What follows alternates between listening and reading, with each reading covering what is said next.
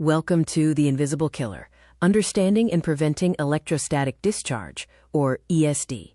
ESD is a major threat to modern electronics, and in this video, we will explore its origins, the damage it causes, and how to protect your valuable hardware. ESD is a silent threat. While a spark on a doorknob is a harmless annoyance to you, it can be a lethal surge for a sensitive microchip. ESD is a sudden flow of electricity that occurs when two objects with different electrical potentials contact each other. Prevention is key to protecting your investments. The origin of this electrical threat is turbocharging, a process where friction creates static electricity. When two different materials rub together and then separate, one surface gains electrons and the other loses them. This creates a dangerous electrical imbalance. There is a voltage paradox regarding ESD.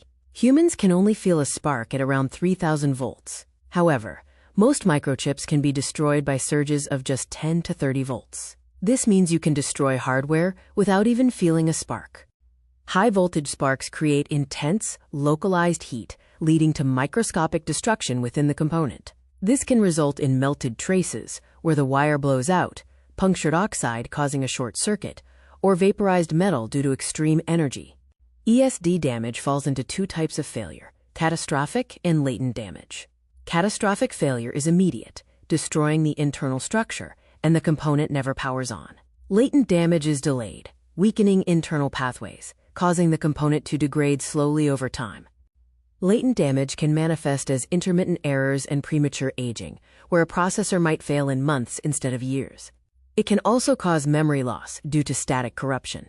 Essentially, latent damage causes untraceable software glitches and component failure. Different components have different risk profiles. CPUs and processors are extremely high risk, with symptoms like total system failure. RAM and smartphones are high risk, showing random crashes. Basic LEDs and resistors are low risk. Prevention is always cheaper than replacing a motherboard. We use 4 pillars to build a static, safe environment: grounding, environment, materials, and handling.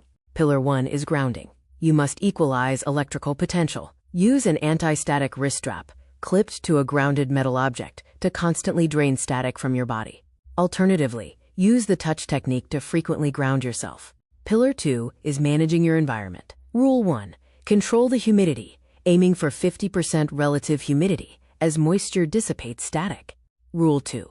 Use anti-static mats to slowly move static away and prevent sparks during assembly. Pillar 3 is material awareness. Wear cotton clothing and leather-soled shoes. Work on hard floors like wood or tile. Do not wear materials like wool, silk, or polyester, and avoid rubber-soled shoes or working on carpeted floors.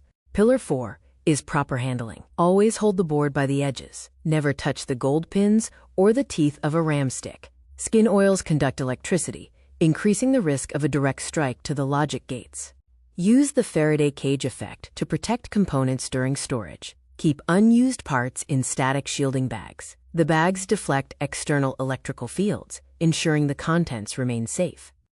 Remember the builder's checklist: wrist strap connected, hard surface ready, cotton clothing worn, and edges held carefully. Treat components with respect to ensure your first light moment is a success, not a puff of smoke.